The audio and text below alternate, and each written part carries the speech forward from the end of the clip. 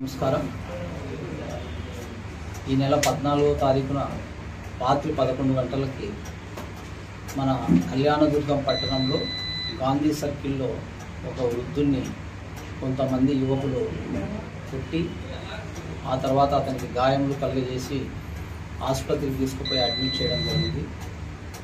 తర్వాత మనం ఆ వృద్ధుడు ఎవరని చెప్పి అతన్ని ఐడెంటిఫై చేయడం జరిగింది.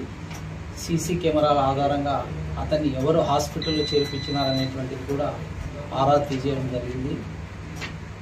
ఆ తర్వాత వారి బంధువులు ఇచ్చినటువంటి ఫిర్యాదు మేరకు మనం హత్య కేసుగా నమోదు చేయడం జరిగింది.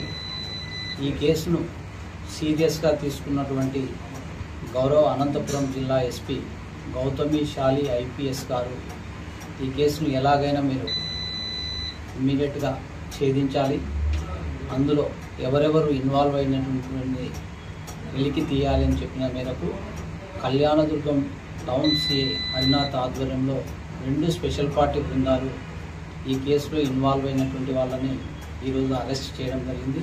వారిలో ప్రధానంగా దేవరింటి సాయి కుమార్ అని చెప్పేసి అతనితో పాటు అతని సహచరులు 4 కలిసి ఈ యొక్క ముసలాయనను హత్య చేయడం జరిగింది.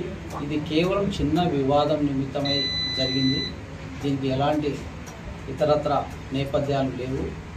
ఎవరైతే ఈ హతుడు ఉన్నాడో ఈ హతుడికి ఇంట్లో కుటుంబ సభ్యులు దూరంగా ఉన్నారు. ఈయన అక్కడిక్కడ తిరిగి అక్కడ ఉన్నటువంటి షాపు ముందు పడుకుంటూ ఉంటాడు. ఆ రోజు రాత్రి వీళ్ళందరూ అటుగా వెళ్తూ చిన్న వివాదం అతనితో ఏర్పడి అక్కడే ఉన్నటువంటి రాళ్ళు తీసుకొని ఆ ముసలాయనని కొట్టి గాయాలు చేయడం జరిగింది. ఆ తర్వాత హాస్పిటల్ తీసుకుపోయినారు. అప్పటికే అతను చనిపోయి ఉన్నాడు. కాబట్టి ఈ కేసులో బాగా పనిచేసి నిజమైనటువంటి నేరస్తులను అరెస్ట్ చేయడంలో కీలక పాత్ర వహించినటువంటి హరినాథ్ సిఐ గారిని, వారి సిబ్బందిని ఎస్పీ గారు అభినందించడం కూడా జరిగింది. థ్యాంక్ యూ అన్నారు.